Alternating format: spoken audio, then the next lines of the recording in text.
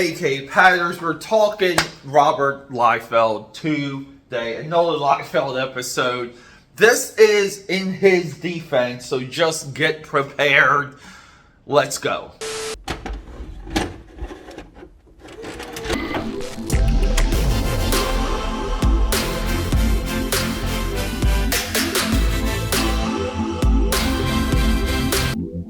Why am I just holding up random Rob Liefeld comics, aka Patters? We just have the Rob Liefeld random. I'm just always surrounded by Rob Liefeld comics. I just wanted to make that clear.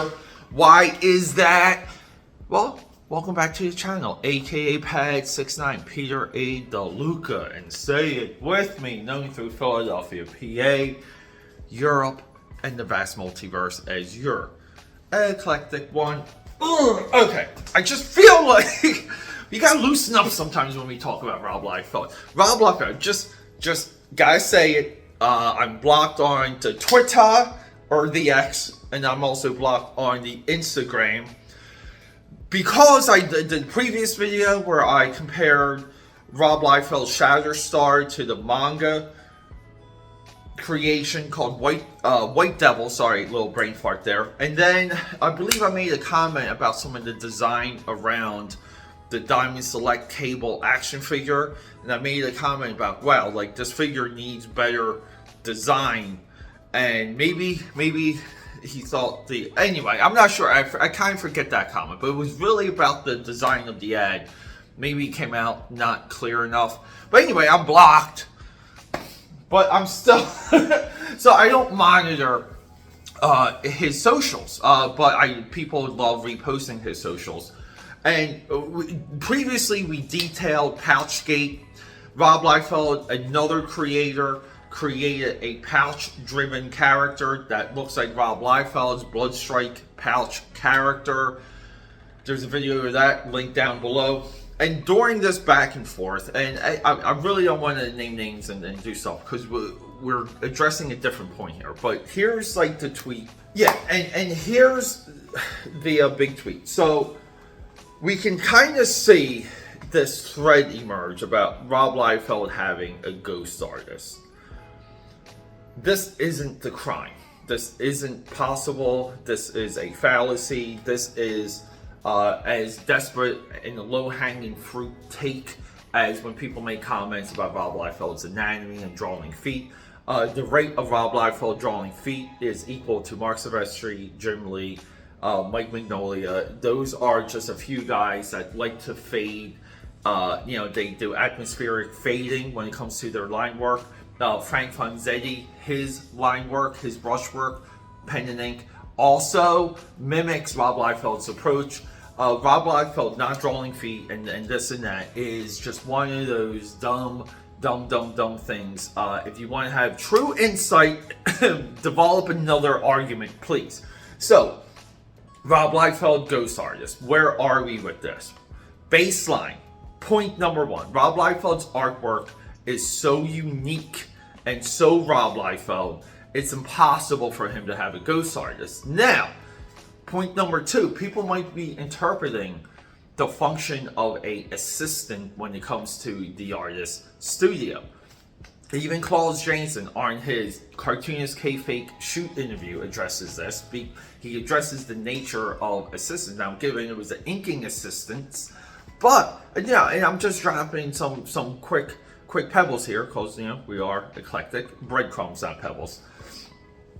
The assistant, when it comes to Rob Liefeld, is one individual. His name is Murat Michaels. Murat Michaels is a lifelong friend of Rob Liefeld. Murat Michaels is maybe the only artist from the Extreme Studio days that hasn't had real conflict with Rob Liefeld, and Rob Liefeld later retconned some of those feelings. Dane Fragger comes to mind for that, with the Heroes Reborn showing off your portfolio when you go to DC Comics to drop off the remaining files. There was contention there. Rob Liefeld now praises that action. But what is the assistance to Rob Liefeld's studio during the time of X-Force, New Mutants, and probably the earlier days of Image Comics? Because Murat Michaels did go on from assisting Rob Liefeld to working on some issues some panels, some of them we can identify for X-Force, but going right into Brigade and getting a book of his own. The assistance is background, is taking a thumbnail drawing, blowing it up on the photocopier, and transferring that to the bristle board so one can hammer it with the Crow Quill pen, because we need a paper with resistance for Crow Quill. It's the day-to-day minutia of working with blacks, drawing your panel borders. You may take out a page from your 22, 23 page, 24 page stack, and you may have to rapidly get a page done because it doesn't work within the story. During this time, Rob Liefeld is also a writer. He's also the story plotter. He's driving all those books, everything of interest. So a lot of times you will do some editing along the way. And I will say, if you're with an artist in his studio long enough, you do see a pile of rejects stacked. Having an assistant to help with some of this is valuable.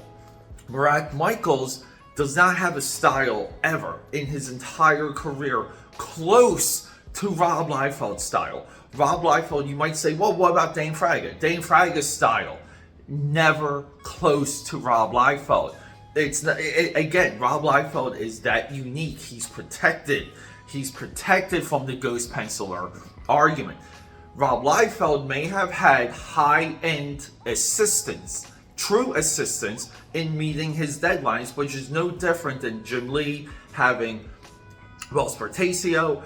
Those image guys became friends because they helped each other with deadlines as often as possible. People, this is just the nature of comic book creation.